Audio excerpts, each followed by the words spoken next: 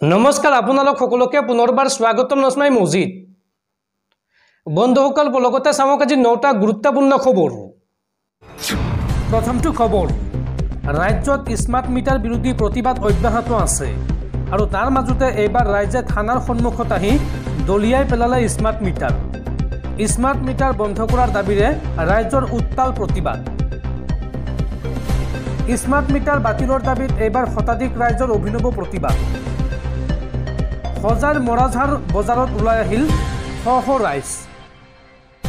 প্ৰতিবাদী ৰাইজে হাতে হাতে ঘৰৰ পৰা খুলি আনিলে স্মাৰ্ট মিটাৰ আৰু স্মাৰ্ট মিটাৰসমূহ খুলি পুৰণি ডিজিটেল মিটাৰকে সংযোগ কৰাৰ দাবী প্ৰতিবাদী জনতাৰ। প্ৰতিবাদকাৰী ৰাইজে মৰাঝাৰ থানাৰ সন্মুখতে পেলাই থৈ আহে স্মাৰ্ট মিটাৰসমূহ। পৰৱৰ্তী খবৰ, অবৈধ অনলাইন ট্ৰেডাৰ্ছৰ বিৰুদ্ধে ৰাজ্যজুৰি অব্যাহত আছে অসম আৰক্ষীৰ অভিযান আৰু এই সন্দৰ্ভত মুখ্যমন্ত্ৰী হিমন্ত বিশ্ব শৰ্মাই পুনৰ মন্তব্য কৰি কয় যে পইচা যিকোনো এপত জমা দি পইচা দুগুণ তিনিগুণ কৰাৰ কোনো ৰাস্তা নাই। যিসকলে ব্যৱসায় কৰে তেওঁলোকে সহজ সৰল মানুহক ঠগে। এই মন্তব্য হিমন্ত বিশ্ব শৰ্মাৰ। পইচা যিকোনো এপত জমা দি পইচা দুগুণ তিনিগুণ কৰাৰ কোনো ৰাস্তা নাই। যিসকলে ব্যৱসায় কৰে তেওঁলোকে সহজ সৰল মানুহক ঠগে। এই মন্তব্য হিমন্ত বিশ্ব শৰ্মাৰ। মুখ্যমন্ত্ৰী হিমন্ত বিশ্ব শৰ্মাই লগতে মন্তব্য কৰি কয় যে ভাৰতৰ আইন মতে এনেকুৱা এপৰ কোনো ব্যৱস্থা নাই। বহু মানুহে ইতিমধ্যে ধন হেৰুৱালে আৰু ইতিমধ্যে অসমত ৩৬ গৰাকী লোকক গ্ৰেপ্তাৰ কৰিছে আৰক্ষীয়ে। শীঘ্ৰে উৎখাত কৰা হ'ব এই সমগ্ৰ চক্ৰটো। লখিমপুৰত এই মন্তব্য ৰাজ্যৰ মুখ্যমন্ত্ৰী হিমন্ত বিশ্ব শৰ্মাৰ। পৰৱৰ্তী খবৰ, ৰাজ্যত পুনৰ ভয়ংকৰ ধৰ্ষণ কাণ্ড। এইবাৰ 6 বছৰীয়া কিশোৰীৰ লগত ভয়ংকৰ কাণ্ড। প্ৰদীপ দাস নামৰ এগৰাকী লম্পটে সংঘটিত কৰিলে জঘন্য ঘটনা। কিশোৰীক জংঘললৈ টানি নি অপকৰ্মৰ চেষ্টা লম্পট প্ৰদীপ দাসৰ। ৰাজ্যত পুনৰ সংঘটিত হৈছে জঘন্য ঘটনা। এইবাৰ এগৰাকী 6 বছৰীয়া কিশোৰীৰ লগত সংঘটিত হৈছে ভয়ংকৰ কাণ্ড। লম্পট প্ৰদীপ দাসৰ কামনাৰ বলি হ'ল এগৰাকী কিশোৰী। জংঘললৈ টানি নি জঘন্য কাণ্ড কৰাৰ অপচেষ্টাৰ অভিযোগ আৰু ইতিমধ্যে মাজুলী আৰক্ষীয়ে গ্ৰেপ্তাৰ কৰিছে অভিযুক্ত প্ৰদীপ দাসক। পূব মাজুলীৰ বনগাঁও আৰক্ষী চকীৰ এলেকাত মঙলবাৰে সংঘটিত হৈছে এই ঘটনা আৰু পক্সো আইনৰ ধাৰাত প্ৰদীপ দাসৰ বিৰুদ্ধে ৰুজু কৰা হৈছে গোচৰ। দৰ্শকসকল আৰু বহুতো গুৰুত্বপূৰ্ণ খবৰ আছে। তাৰ আগতে আপোনাক জনাওঁ যে যদি আপুনি এতিয়ালৈকে এইটো ভিডিঅ'ত লাইক কৰা নাই তেন্তে এতিয়াই ভিডিঅ'টোত লাইক কৰি দিয়ক আৰু এনেকুৱা ধৰণৰ ভিডিঅ'সমূহ নিতৌ চাবলৈ চেনেলটো ছাবস্ক্ৰাইব কৰি কাষত থকা বেল আইকনটো প্ৰেছ কৰি ৰাখক।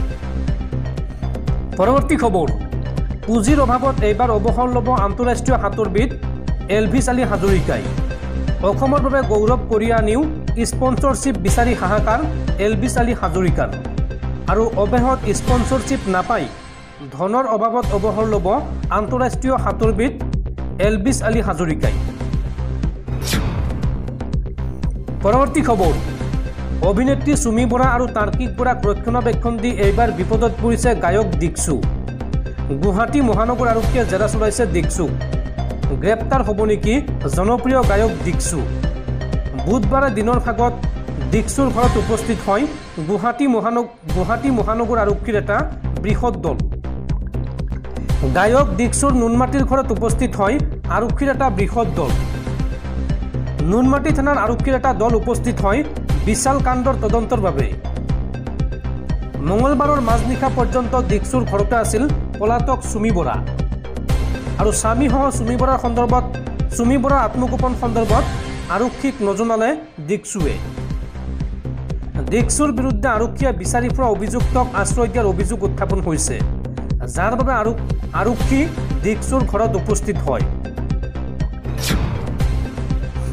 পৰৱৰ্তী খবৰ, আৰু মাত্ৰ 1.5 বছৰৰ পাছত হিমন্ত বিশ্ব শৰ্মাৰ গাদী খহিব।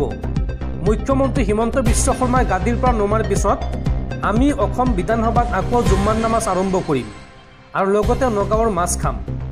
মুখ্যমন্ত্ৰীক আক্ৰমণ কৰি এই মন্তব্য AIUDF প্ৰধান তথা ধুবুৰী লোকসভা সমষ্টিৰ প্ৰাক্তন সাংসদ মৌলানা বদৰুদ্দিন আজমলৰ। পৰৱৰ্তী খবৰ, আজান ফকিৰক লৈ এইবাৰ বিস্ফোৰক মন্তব্য কৰিছে বিজেপিৰ বহু বিতৰ্কিত নেতা শিলাদিত্য দেৱে। শিলাদিত্যই এই সন্দৰ্ভত মন্তব্য কৰি কয় যে বিদেশৰ পৰা আহি অসমৰ সংস্কৃতি ধ্বংস কৰিছিল আজান ফকিৰে। অসমীয়া মানুহক ইছলাম ধৰ্মলৈ ৰূপান্তৰ কৰিছিল আজান ফকিৰে। আজান ফকিৰ সন্দৰ্ভত এই বিস্ফোৰক মন্তব্য বিজেপিৰ বহু বিতৰ্কিত প্ৰাক্তন বিধায়ক শিলাদিত্য দেৱৰ। পৰৱৰ্তী খবৰ, ভাৰতৰ অঞ্চলক নিজৰ বুলি দাবী কৰিবলৈ এইবাৰ নতুন বেংক নোট ছপা কৰিব নেপালে। নেপালৰ কেন্দ্ৰীয় বেংক নেপাল ৰাষ্ট্ৰ বেংকে দেশৰ সংশোধিত মানচিত্ৰৰ সৈতে নতুন বেংক নোট ছপা কৰাৰ প্ৰস্তুতি চলাইছে। সংশোধিত মানচিত্ৰখনত ভাৰতৰ কালাপানী, লিপু লেক আৰু লিম্পিয়া ধৰাক নেপালৰ অংশ হিচাপে চিনাক্ত কৰা হৈছে। পৰৱৰ্তী খবৰ, 6 জনগোষ্ঠীক জনজাতিকৰণৰ দাবীত ৰাজ্যজুৰি প্ৰতিবাদ। আৰু তাৰ মাজতে এই সন্দৰ্ভত মুখ্যমন্ত্ৰী হিমন্ত বিশ্ব শৰ্মাৰ ডাঙৰ মন্তব্য। মুখ্যমন্ত্ৰীগৰাকীয়ে মন্তব্য কৰি কয় যে 6 জনগোষ্ঠীক জনজাতিকৰণ কৰিব পাৰি। জনগোষ্ঠীৰ জনজাতিকৰণৰ আন্দোলনক ময়ো সমৰ্থন কৰোঁ, কিন্তু কংগ্ৰেছে জনজাতিকৰণ প্ৰক্ৰিয়াত সমস্যা কৰি থৈ গৈছে। 6 জনগোষ্ঠীক জনজাতিকৰণ সন্দৰ্ভত কংগ্ৰেছক দোষাৰোপ মুখ্যমন্ত্ৰী হিমন্ত বিশ্ব শৰ্মাৰ। 6 জনগোষ্ঠীৰ জনজাতিকৰণৰ আন্দোলনক ময়ো সমৰ্থন কৰোঁ, এই মন্তব্য হিমন্ত বিশ্ব শৰ্মাৰ। হিমন্ত বিশ্ব শৰ্মাই লগতে কয় যে কংগ্ৰেছ চৰকাৰৰ দিনতেই জনজাতিকৰণ প্ৰক্ৰিয়াত সমস্যা কৰি থৈ গৈছে। কংগ্ৰেছে বিধানসভাত অদ্ভুত প্ৰস্তাৱ দাখিল কৰিছিল। 6 জনগোষ্ঠীক জনজাতিকৰণ কৰিব পাৰি, কিন্তু কংগ্ৰেছৰ মতে আন জনজাতিৰ ক্ষতি হ'ব নোৱাৰিব। সেয়া আমি সমাধান কৰাৰ বাবে চেষ্টা চলাই আছোঁ আৰু নোৱাৰিলে এপ্ৰিলৰ বাজেট অধিৱেশনত পুনৰ সংশোধনী প্ৰস্তাৱ আনিম, এই মন্তব্য হিমন্ত বিশ্ব শৰ্মাৰ। আৰু একমাত্ৰ কংগ্ৰেছে এই প্ৰক্ৰিয়াত নিমিলা অংক কৰিলে বুলি মন্তব্য কৰে হিমন্ত বিশ্ব শৰ্মাই। 6 জনগোষ্ঠীৰ 2-3টাৰ সৈতে আলোচনাত মিলিত হৈছোঁ আৰু তাৰে কেইটামানৰ সৈতে মত অমিল হোৱাৰ বাবেই জনজাতিকৰণ হৈ উঠা নাই। 6 জনগোষ্ঠীৰ জনজাতিকৰণক লৈ মুখ্যমন্ত্ৰী হিমন্ত বিশ্ব শৰ্মাৰ এই ডাঙৰ মন্তব্য। পৰৱৰ্তী খবৰ, পুনৰ বিশ্বজুৰি চৰ্চাত উত্তৰ কোৰিয়াৰ একনায়কত্ববাদী শাসক কিম জং উন। দেশত বানপানী আৰু ভূমিস্খলন কিয় হ'ব, এই বুলি খঙতে চৰকাৰৰ 30গৰাকী উচ্চপদস্থ বিষয়াক মৃত্যুদণ্ডৰ শাস্তি দিলে কিম জং উনে।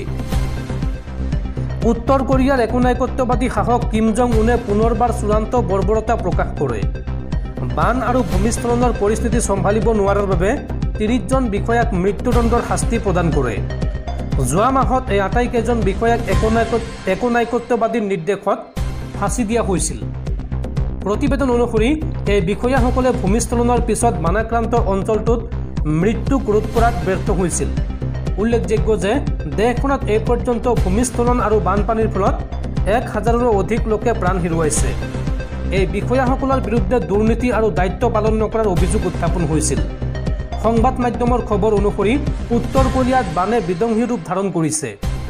ভূমিস্খলন আৰু বানে বিধ্বস্ত কৰিলে চাংগাং প্ৰদেশৰ কিছু অংশ, যাৰ বাবে বানপানীৰ ধ্বংসলীলা আৰু মৃত্যুত ক্ষুব্ধ হৈ কিম জং উনে একেলগে 30জন বিষয়াক ফাঁচি দিছিল। বিগত জুলাই মাহত সংঘটিত হৈছিল এই ঘটনা। পিছত এতিয়াহে এই তথ্য দক্ষিণ কোৰিয়াৰ বহু সংবাদ মাধ্যমত প্ৰকাশ পাইছে। দক্ষিণ কোৰিয়াৰ মিডিয়া চেনেল চচুন টিভিৰ প্ৰতিবেদন অনুসৰি উত্তৰ কোৰিয়াৰ বিষয়াসকলে কয় যে কিম জং উনে কঠোৰ শাস্তিৰ কথা কৈছিল। এই ক্ষতিৰ বাবে দায়ী বিষয়াসকলক ফাঁচি দিয়া হয়। পৰৱৰ্তী খবৰ, বৰপেটাৰ 28জন সংখ্যালঘু লোকক বিদেশী ঘোষণা কৰাক লৈ এইবাৰ সৰব হৈ পৰিছে ৰাজ্যিক জমিয়ত উলেমা। ৰাজ্যিক জমিয়ত উলেমাৰ মন্তব্য, পিতৃ ভাৰতীয় হ'লে পুত্ৰ কেনেকৈ বিদেশী হ'ব। 1971 চনৰ পূৰ্বৰ বৈধ নথিপত্ৰ থকা প্ৰতিজন লোকেই ভাৰতীয় নাগৰিক আৰু এই 28জন লোকৰ হৈ উচ্চ ন্যায়ালয়ৰ লগতে উচ্চতম ন্যায়ালয়ত যুঁজিব ৰাজ্যিক জমিয়ত উলেমাই। বৰপেটাৰ 28জন সংখ্যালঘু লোকক বিদেশী ঘোষণাক লৈ সৰব হৈ পৰিছে ৰাজ্যিক জমিয়ত উলেমা। ভুক্তভোগী 28গৰাকী লোকৰ সৈতে থাকিব ৰাজ্যিক জমিয়ত উলেমা। উচ্চ ন্যায়ালয় আৰু উচ্চতম ন্যায়ালয়ত বিদেশী ঘোষিত লোকৰ হৈ দিব আইনী যুঁজ। যদি বিদেশীয়ে হয় তেন্তে আইনী প্ৰক্ৰিয়াৰ মাজেৰে চিনাক্ত কৰক আৰু বিদেশী বিতৰণৰ ব্যৱস্থা কৰক। পিতৃ ভাৰতীয় হ'লে পুত্ৰ কেনেকৈ বিদেশী হ'ব এই প্ৰশ্ন ৰাজ্যিক জমিয়ত উলেমাৰ। আইনৰ মাজেৰে অসম চুক্তি অনুসৰি পদক্ষেপ গ্ৰহণ কৰিম। 1971 চনৰ পূৰ্বৰ বৈধ নথিপত্ৰ থকা প্ৰতিজন লোকেই ভাৰতীয় নাগৰিক। ভাৰতীয় নথিপত্ৰ থকাৰ স্বত্তেও ডিটেনশ্যন কেম্পত ৰখা হৈছে বহু লোকক। ৰাজ্যিক জমিয়তৰ ভাৰপ্ৰাপ্ত সাধাৰণ সম্পাদক মৌলানা কলিমুদ্দিনৰ এই হুংকাৰ। ৰাজ্যিক জমিয়তে সম্পূৰ্ণভাৱে আইনী সহায় কৰিব বিদেশী শোষিত লোকক, এই ঘোষণা কৰিছে ৰাজ্যিক জমিয়ত উলেমাই।